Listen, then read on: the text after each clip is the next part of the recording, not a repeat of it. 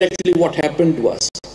So what we see today, Pakistan is a beautiful country of ours, misunderstood at in many parts, and the reason is that irregular conflict of 3 decades that we face. And actually, Pakistan is a miraculous nation, I would say. Pakistan has done what no other nation has done.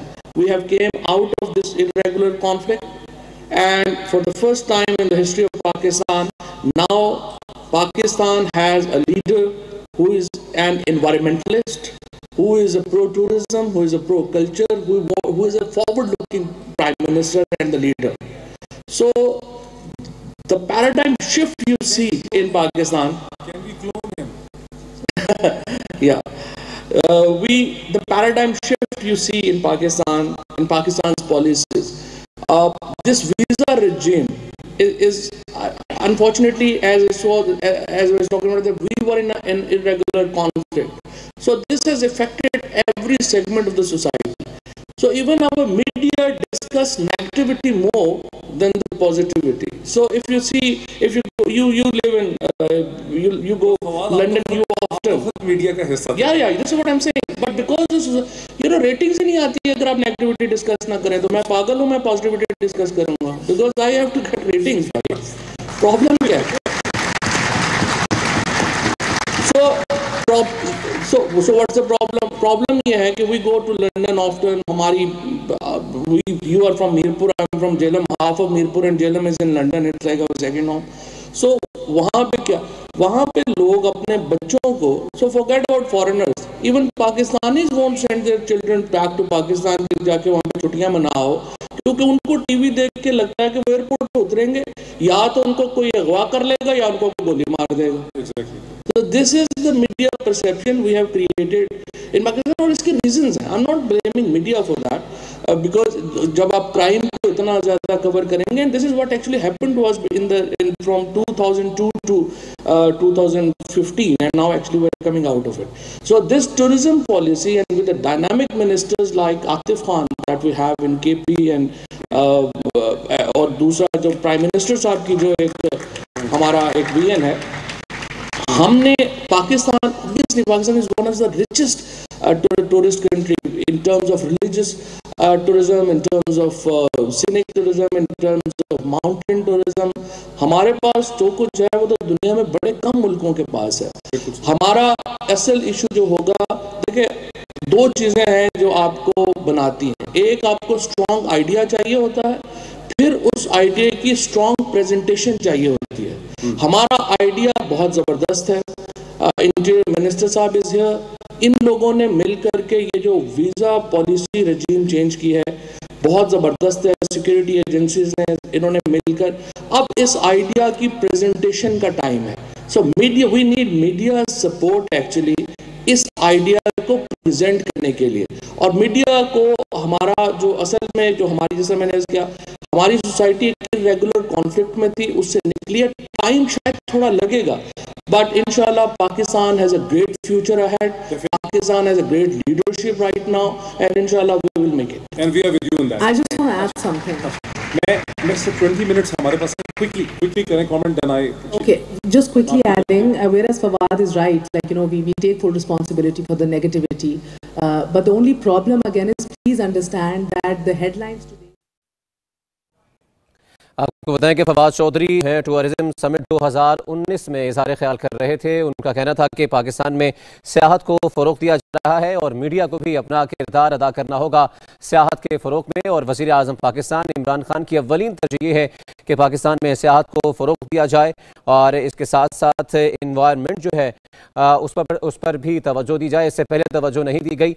और इसके साथ साथ अगर हम सियाहत को फ़रोग़ देते हैं तो बाहर से सरमायाकारी भी पाकिस्तान में आएगी और बाहर से टूरिस्ट भी पाकिस्तान का रुख करेंगे. आपको बताएं कि इस्लामाबाद में इस वक्त टूरिज्म समिट 2019 जारी है, जहां पर वज़ीर आज़म पाकिस्तान इमरान खान भी आज शरीक होंगे. और इस वक्त वज़ीर इत्तलात फवाद चौधरी भी इस तकरीब में मौजूद हैं और वज़ीर मुमलिकत बराए दाखिला शहरियार अफरीदी भी तकरीब में मौजूद. साहब हम ये करने जा रहे हैं, यही तो बता रहे हैं, नाम चेंज करना, इससे कुछ नहीं होगा.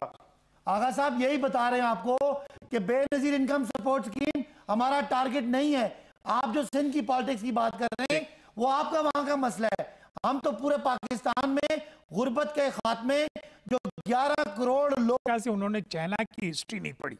अच्छा, लेकिन चाइना की एक प्रिंसिपल था 1947 के बाद, फ्रॉम क्रेडल टू ग्रेव, ये फ्रॉम क्रेडल टू ग्रेव, वो था दो की एक बच्चे की फैमिली होगी, और यूनिफॉर्म भी जो है ना यूनिसेक्स यूनिफॉर्म होगा, औरत भी उसी वही कपड़े पहनेंगे जो मर्द भी वही कपड़े पहनेगा, और हर कोई अपने हाथों से काम करेगा।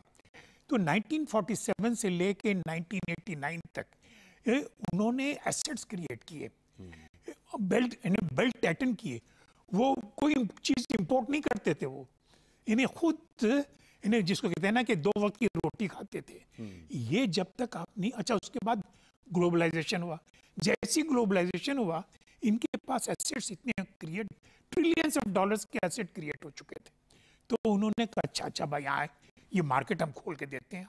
सारी दुनिया पहुंच गई उनको, वहां से इन्हें फैक्ट्रीज लेके चले गए। अमेरिका में जो आज ट्रम्प जो गालियां देता है वो इसी वजह से देता है कि सारी उनकी जो फैक्ट्रीज हैं वो चाइना में चली गई।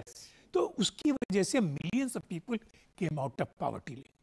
ये हम पाकिस्तान में अगर इमरान खान साहब तो हमने भी किया बेल्ट टाइटनिंग करने के लिए तैयार हैं 40 साल के लिए, यही बेल्ट टाइटनिंग है ना, आप खसारे कम हो करेंगे, जाएगी। बेल्ट टाइटनिंग ये है कि आपके पास वसाइल ही नहीं है, टैक्स लगाएंगे, खरीदी खत्म हो जाएगी, फिर वो नाराज हो जाएंगे। आगा साहब जिया हम कहेंगे जिया साहब जी नहीं, इमरान खान साहब ने किया ना कि जनाब हमने प्राइम मिनिस्टर हाउस को यूनिवर्सिटी बनाया, हमने चारों गवर्नर हाउस को यूनिवर्सिटी बना दी। अल्हम्दुलिल्लाह आप देख रहे हैं इतने बच्चे पढ़ रहे हैं, अच्छे बच्चे पढ़ रहे हैं, ना कोई रात को कहीं और जा रहा होता है, घरों को जा रहा है। अब थोड़ा सा सुन ले, प्राइम मिनिस्टर हाउस में वो नहीं रह रहे, यूनिवर्सिटी तो बनाया गवर्नर हाउस आ जाए बस, आप बात तो करने दें। वो नवाज शरीफ गवर्नर हाउस आ जाए, नवाज शरीफ साहब ने 523 बंदे रखे हुए थे वहां पे, उनके खाने मुलाजिम तो नहीं थे ना, वो तो पीएम हाउस के स्टाफ है। वही गवर्नर हाउस आ जाए, पीटीआई का खिदमत करा रहे हैं ना, के गवर्नर हाउस आ जाए। ये जो इंपोर्ट वाला मसला है, मैं आपको बताऊंगा, मेरे पास जो पंजाब हाउस है मरी, मैं आपको बुलाऊंगा, मैंने यूनिवर्सिटी अनाउंस कर दी है, इंशाल्लाह सितंबर में वहां पे क्लासें होंगी और आपका वहां लेक्चर रखूंगा। सर आप जैसे 2-4 होंगे, आप जैसे 2-4 लोग होंगे, लेकिन मैं आपकी पार्टी पॉलिसी की बात कर रहा हूँ, आपकी जात से तो मुझे कोई शिकायत नहीं है। आपकी जात से कोई शिकायत नहीं है। तो मैं आपका लेक्चर रखूंगा, आप करप्शन के खिलाफ बात करेंगे और जिन लोगों ने पाकिस्तान को लूटा उस पर आपकी तकरीर रखवाऊंगा असेंबली। मैं सितंबर 2019 में यूनिवर्सिटी शुरू कराऊंगा। मैं करूंगा और आप कहेंगे, मैं करूंगा और आप कहेंगे कि वाकई में आपने हकायक बयान किए हैं। तो आप कैसे कहते हैं कि ये हाउस, तो सर इसका मतलब है कि फिर ये देखिए हमारा सबसे बड़ा मसला जो है वो डिफेंस का है, सबसे बड़ा मसला। यानी हमें वेपन्स चाहिए। We are the 10th largest weapon purchasers importers in this world, 10th largest. तो उसके लिए आपको पैसे चाहिए ना, आपको डॉलर चाहिए, तो आप अपनी बेल्ट टाइटनिंग कैसे करेंगे?